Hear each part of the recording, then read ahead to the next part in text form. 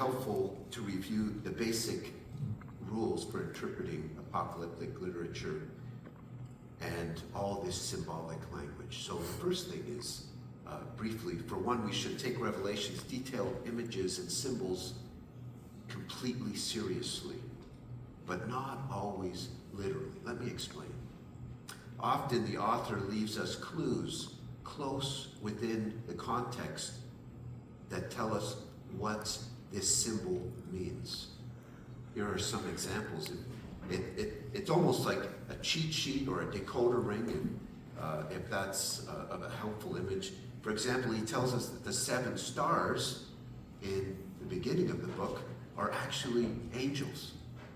And the 7 lampstands that we have a vision in Revelation 1, Jesus walking through the lampstands, he tells us what those represent. Those lampstands represent churches. The bowls of incense represent the prayers of the saints. The dragon in Revelation 12, I believe it's there, represents the devil. The 10 horns represent 10 kings. The great prostitute of Babylon represents a city of Babylon. And we're going to see in our passage today that the fine linen that the bride will wear, that we will wear at the wedding supper of the Lamb, is actually our righteous deeds. Helpful, right?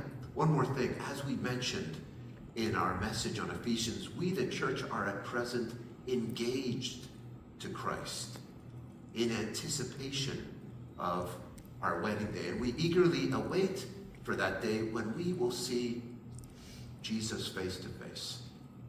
You know, it says in the New Testament, "Blessed are you who believe, though you have not yet seen him." One day, our faith will become sight. And we wait for that day. It's also important for us to understand that the language of marriage between Christ and the church is not at all a romantic image or kind of love. And that is a very important clarification, that this is not a romantic love, and because that would just be kind of weird, and we need to get that out of the way. It's about a covenantal faithfulness, love, and commitment that Jesus has for us, his brothers and sisters. With that in mind, let's turn to Revelation 19, verses 6 through 9. This text invites us to the first invitation of our text, to prepare for the banquet. Now, earlier on in the same chapter, God judges Babylon, and this ancient city represents a wicked world system, and it represents a wicked world system of every age that acts in immorality, injustice, and exploitation. In the following verses, there's rejoicing that erupts in heaven. The sound of the multitude without number is singing the praises of the King of Kings. Then I heard what seemed to be the voice of a great multitude, we read in verse 6, like the roar of many waters, and like the sound of mighty peals of thunder, crying out, "Hallelujah! For the Lord our God, the Almighty, reigns." This rejoicing in the heavenly multitudes increases as God brings about the long-awaited marriage supper of the Lamb. They can hardly wait for the party to begin. Listen to what it says in verse 7. "Let us rejoice and exult and give him the glory, for the marriage of the Lamb has come." Don't you love their excitement? What I especially noticed about this crowd of witnesses is that they're mostly heavenly beings who are not a part of the bride, and yet their joy is exuberant.